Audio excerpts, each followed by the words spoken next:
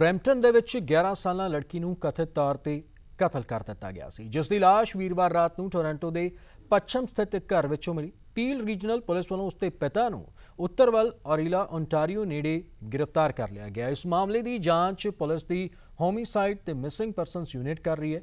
रुपेश राजकुमार उत्ते first degree कतल के चार्ज लगे ने। जिक्रयोग है कि बीते दिनी पील पुलिस वालों इस मामले संबंधी प्रेस कॉन्फ्रेंस की गई सी। पील रीजनल पुलिस वालों 14 फरवरी वीरवार रात ਨੂੰ 11 ਵਜੇ ਐਂਬਰ ਅਲਰਟ ਜਾਰੀ ਕੀਤਾ ਗਿਆ ਸੀ। ਇਹ ਅਲਰਟ ਸੀ ਕਿ 41 ਸਾਲਾ ਰੁਪੇਸ਼ ਰਾਜਕੁਮਾਰ ਨੇ ਆਪਣੀ ਧੀ 11 ਸਾਲ ਦੀ ਰੀਆ ਰਾਜਕੁਮਾਰ ਨੂੰ ਅਗਵਾ ਕਰ ਲਿਆ ਹੈ। ਪਰ 1 ਘੰਟੇ ਬਾਅਦ ਇਹ ਐਂਬਰ ਅਲਰਟ कैंसल कर दिता गया ते जानकारी मिली कि पील रीजनल पुलिस नूं बच्ची दी मृतक दे ब्रैम्पटन दे विच एक घर दी बेसमेंट तो मिली है। यह घर रुपेश राजकुमार दा है। पुलिस दा कहना है कि रिया अपनी मां दे नाल रहिंदी सी अते 14 फरवरी नूं रिया दा ते उस दी मां दा जन्मदिन सी ते कुछ देर लई अपने जन्मदिन दी सैलीब्रेशनस लई रिया नूं रुपेश दे कोल छड्डिया गया सी। पर रुपेश राजकुमार रिया नूं उस दी मां दे कोल वापस सौंपण दे विच नाकामयाब रहा। In the end, we did actually force entry into the residence. So as the investigation was unfolding, at some point in the investigation, they received enough information that they felt that the girl, the 11-year-old girl, could in fact be in the residence and was in need of assistance. So with that information, that threat for somebody's life, they were able to force entry, right? We need those extenuating circumstances to gain entry into somebody's residence. To do a door knock, no problem, but if nobody answers, that's sort of as far as we go. The vehicle isn't there, we don't have anything else to go on. But as the investigation unfolded, on her life. Yeah, so I realized that, but as the investigation unfolded, they did receive information that they did believe she was in the residence, and as soon as they had that information, they proceeded with that. Brampton ਦੇ ਵਿੱਚ ਰੀਆ ਦੀ ਲਾਸ਼ ਮਿਲਣ ਤੋਂ ਪਹਿਲਾਂ police ਨੇ ਦੱਸਿਆ ਕਿ ਰੁਪੇਸ਼ ਨੇ ਆਪਣੀਆਂ ਟਿੱਪਣੀਆਂ ਵਿੱਚ ਇਹ ਸੰਕੇਤ ਦਿੱਤੇ ਸਨ ਕਿ ਉਹ ਖੁਦ ਨੂੰ ਅਤੇ ਆਪਣੀ ਧੀ ਨੂੰ ਨੁਕਸਾਨ ਪਹੁੰਚਾ ਸਕਦਾ ਹੈ। ਪੁਲਿਸ ਕਾਂਸਟੇਬਲ ਨੇ ਆਖਿਆ ਕਿ ਰੀਆ ਦੀ ਮਾਂ ਨੇ ਸ਼ਾਮੀ 6:30 ਵਜੇ ਉਸ ਸਮੇਂ ਪੁਲਿਸ ਨੂੰ ਫੋਨ ਕੀਤਾ ਜਦੋਂ ਦੋਵੇਂ ਪਰਤੇ ਨਹੀਂ।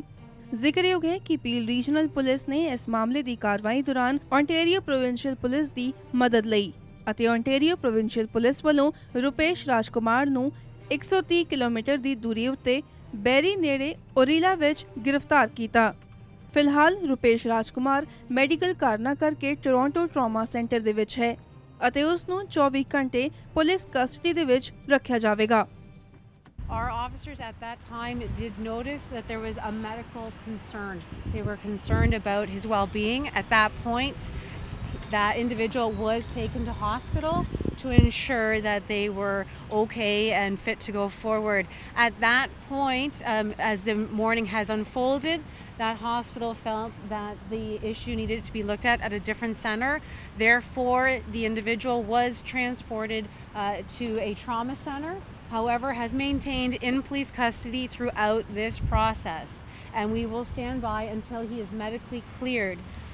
So that's where we are with the status of the individual, and why, while we had hoped that he would be transferred to the division to begin the processing, we had to obviously ensure that there's no medical issue that we're getting. We have to have him medically cleared before we can move forward. Police ਦਾ ਕਹਿਣਾ ਹੈ ਕਿ ਰੁਪੇਸ਼ ਰਾਜਕੁਮਾਰ ਉਤੇ first degree murder ਦੇ charges ਲਗਾਏ ਜਾਣਗੇ। ਇਸ ਮਾਮਲੇ ਦੀ ਜਾਂਚ ਪੁਲਿਸ ਦੇ homicide and missing person bureau ਵੱਲੋਂ ਕੀਤੀ ਜਾ ਰਹੀ ਹੈ।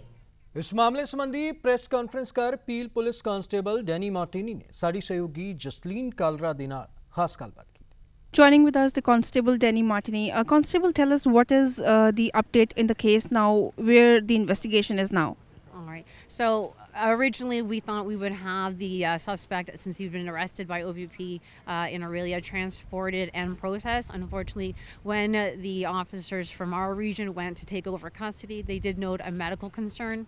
As such, they had him taken to a hospital to be assessed. During that process, that assessment led to the suspect being transported to a trauma center, and because of that, we have not been able to move forward on some of the charges and our process for our investigation.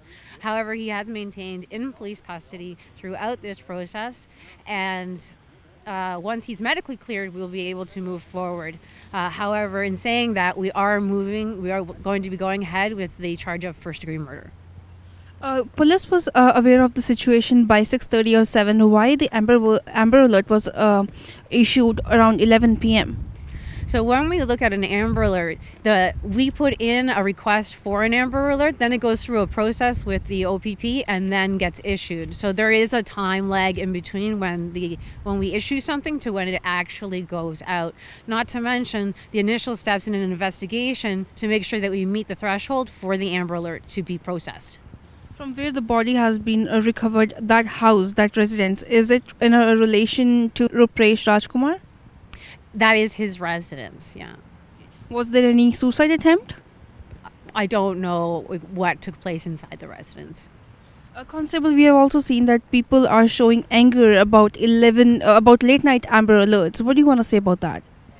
We want to remind everybody that if an Amber Alert is going out, while it may be inconvenient or wake somebody up, the reality is it's going out because there is a child that is in need of assistance, and the only way we can get that out is by using those Amber Alerts, because they're only issued when there's a very certain set of circumstances and the concern for the well-being of a child. So while it may seem inconvenient, we have to remember, one, it could be anybody, it could be, someone in your own family, and then we would want everyone to know if there's a chance that somebody might have seen or knows something, we want that information out there. So while it's inconvenient, I want to remind everyone that it serves a very, very good purpose.